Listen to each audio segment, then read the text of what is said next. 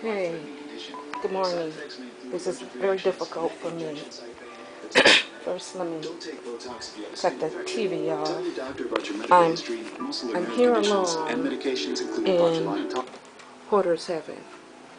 I know I said that I'm ashamed of the way that I live. This is not my home.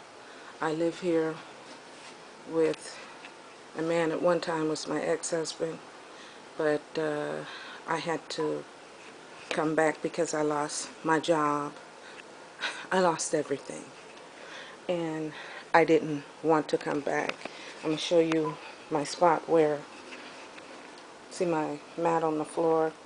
I'm getting ready to take that mat up, but I work out right here in this area. And if I'm working out, I have to sometimes move. Let's see, I'm working out here. This is, let's say, he wants to go there to the bathroom. Well, he's going there. I have to move over here like this and then continue. When he goes in, then I continue. I am going to sit over there in my little spot. Is that my spot? Yeah. Can you see my spot where I sit? I don't know if you can see me or not and how well you can hear me. My camera equipment goes in this bag, and I put it under here. This is a towel that I use to put under my lower back when I work out. So now that I'm finished with that, I put this here, and I'm going to pick up my mat. And I'm going to talk a little bit about me in Hoarder's Heaven. I don't want to be in Hoarder's Heaven, and I am not a hoarder, and didn't know he was a hoarder when I first got with him. We lived in a house, which was my house. I talked about my house before.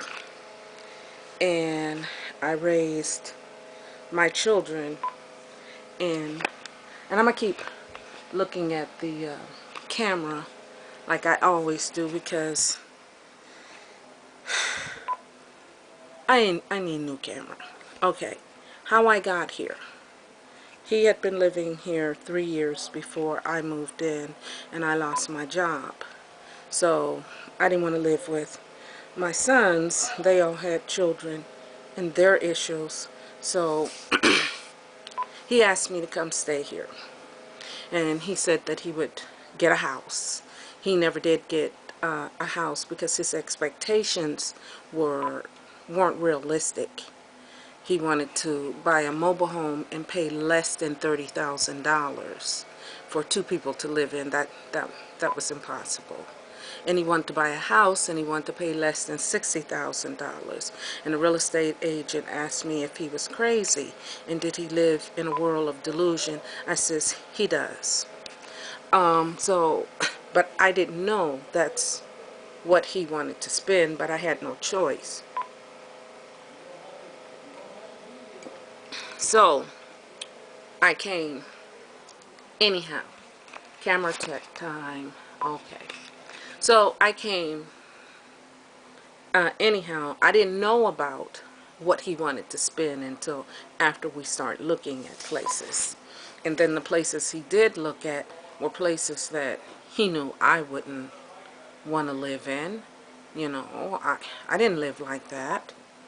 And we didn't live like that. But he didn't have the same dreams and goals and visions that I did. And I don't know why I didn't see that. It wasn't like I was an idiot, you know, or anything like that, or who knows.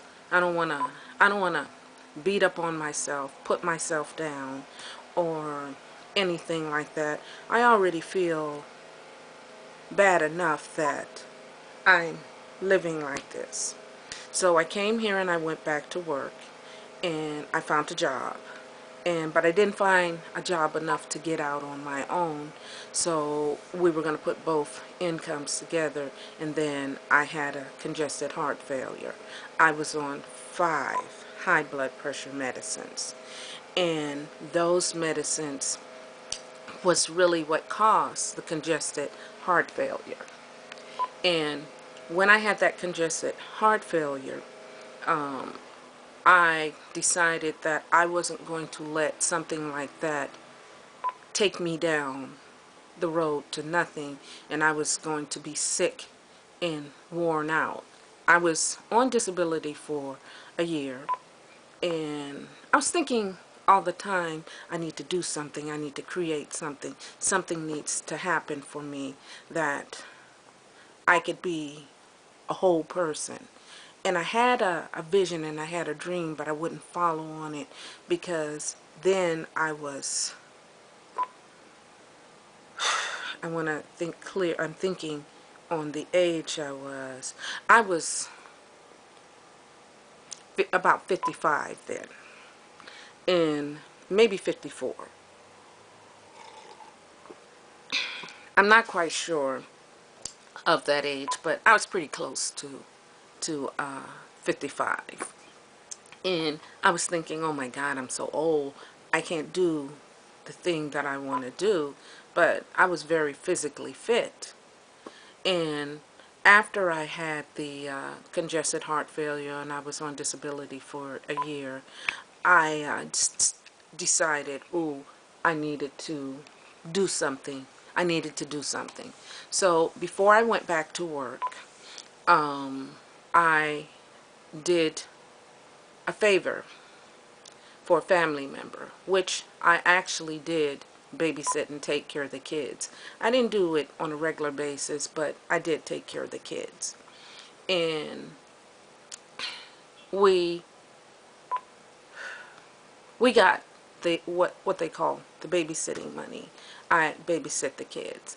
And my intention was, in babysitting the kids and getting the money, I would move back to Pomona because I would make enough money to live the lifestyle that I wanted, because I didn't want to live like this. So I took on this assignment, and I never did save the money, and I never did get to Pomona, because every time you turned around, somebody had their hand out. You know, I need this, my car broke, and, you know, I was just being kind, too kind, I think. I was being the mama I think I was supposed to be, and I should have been callous. I did something illegal.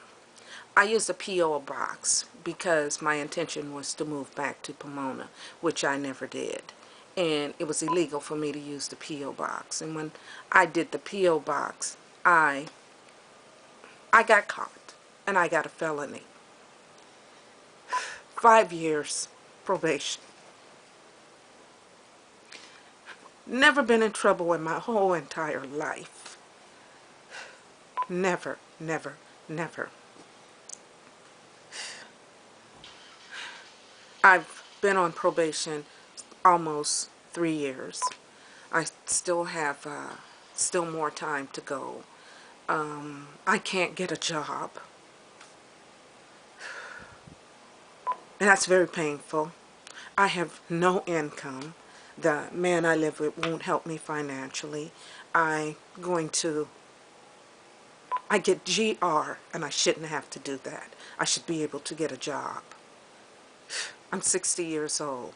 I'm used to taking care of myself.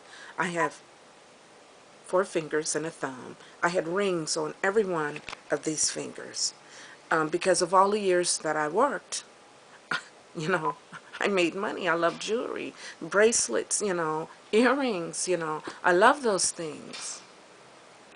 I had house, I had furniture, I had everything. I had a storage, and I lost that storage with 30 years of my life in it because I can't work. So at the point I am in my life, at being 60, being healthy and strong, wow, that was very hard for me to put this on camera. I don't even at this point, am I really going to post this on my channel?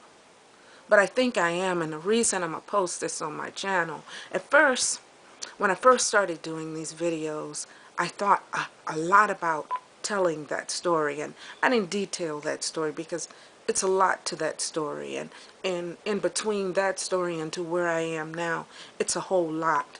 But I'm wondering, when I went to court, I gotta check my camera again. When I went to court, do you know how many women I saw sitting in court like me who did the same thing? It was a lot of us. To us, we weren't doing anything criminal. We was helping ourselves and our family.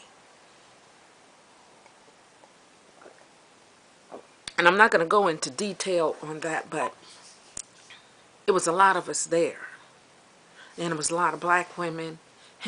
There were a lot of Hispanic women. There were white women there too. There was, let's just say, it was a corner. No, I don't want to use cornucopia. There was a rainbow coalition of women in the courtroom who had did something similar that I did. But there was more, on the days that I went, there was more of women who looked like me. And I'm not totally happy where I am, but I start evaluating my life. Checking the camera again. I started, well, hold on. I'm going to stop at this point and start it back up again. Okay?